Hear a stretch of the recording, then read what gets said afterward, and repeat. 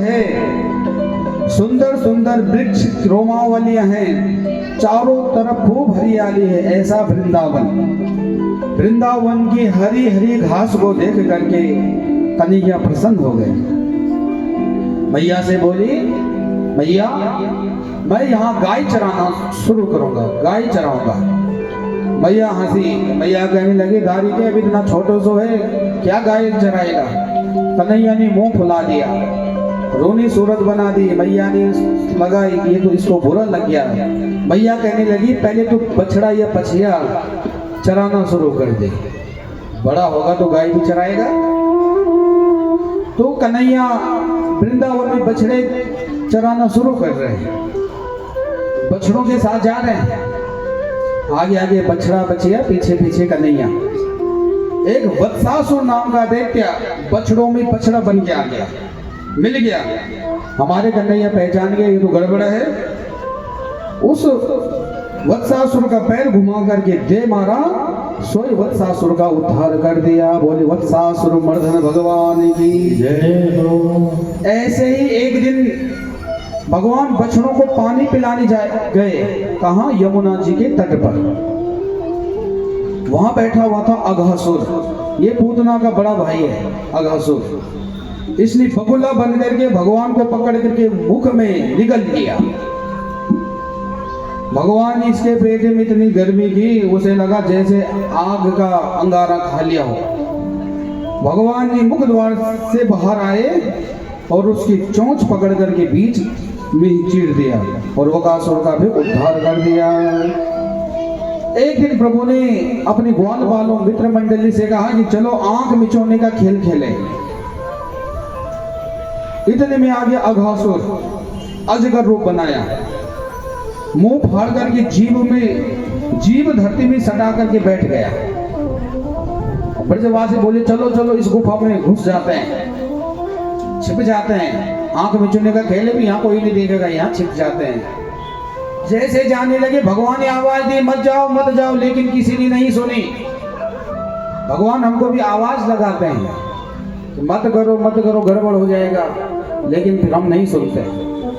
जो नहीं सुनते फिर जैसे इनके साथ हुआ वैसे होता है।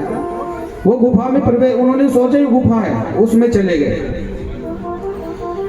कन्हैया ने आवाज लगाई, किसी ने नहीं सुनी, सबके सब अघासुर के मुख में प्रवेश कर दिए।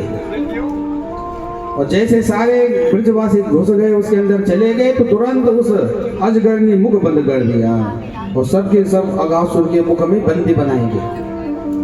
हाहाकार करने लगे। भगवान ने उसके श्वास छिद्र में बैठकर अपना शरीर बढ़ाकर उसके श्वास छिद्र को पूर्णतः अवरुद्ध कर दिया, बंद कर दिया। अघासुर छटपटाने लगा, फिर उसका ब्रह्मरंध्र फट गया और उसी से सारे ब्रजवासी बाहर निकल गए और अघासुर का भगवान ने फिर उद्धार कर दिया। बोले अघासुर मर्दन भगवान की जय हो। भगवान सुखदेव जी कहते हैं, राजन अघासुर की वध की कथा तो ग्वाल वालों ने पूरे 1 साल में अपने घर में सुनाई। भगवान ने 5 वर्ष की अवस्था में अघासुर का वध किया। 5 साल के हैं भगवान। जब भगवान ने अघासुर का वध किया तो उसकी आत्म ज्योति भगवान में प्रविष्ट हो गई। कन्हैया कहने लगे अपनी ग्वाल वालों से, चलो यमुना जी के तट पर बैठ करके भोजन करें। यमुना जी के तट पर बैठकर भोजन करने का आनंद ही अलग है। भगवान सब ग्वाल वालों को यमुना जी के किनारे आए और बैठ गए।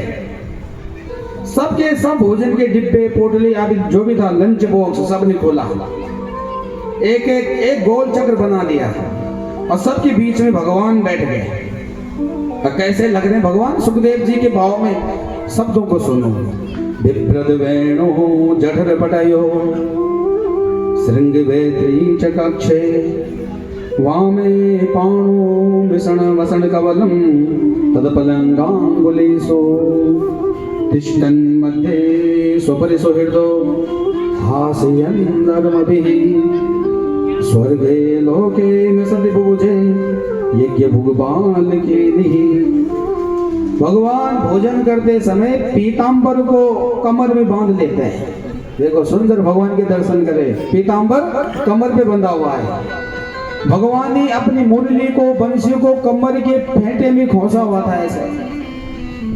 एक तरफ श्रृंगी तथा बेंत को दबाए हुए थे।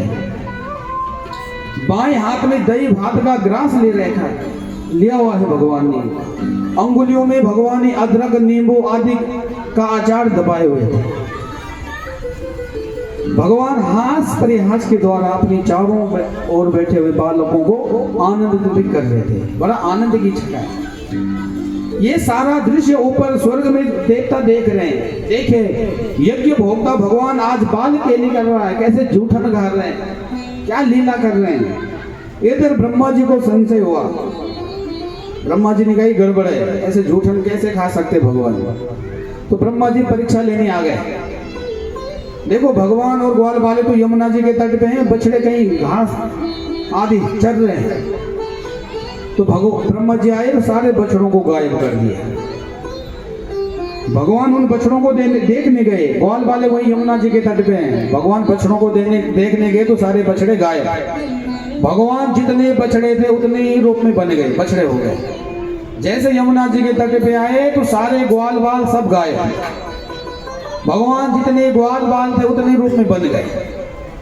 और बछड़े जो असली बछड़े और ब्रजवास हैं वो सब कहाँ है? ब्रह्मलोक स्वर्ग लोक में ब्रह्मा जी के पास। यहाँ सब नकली, स्वयं भगवान बने। सुखदेव जी कहते परीक्षित भगवान अपनी रूप में बछड़े बन गए, अपने रूप में ग्वाल बाले बन गए। छड़ी बांसुरी जिनके जैसे वस्त्र आभूषण थे, जिसका जैसा शील स्वभाव था, भगवान उसी रूप में बन गए। देखिए भगवान पूरे 1 साल तक इस लीला को करते रहे।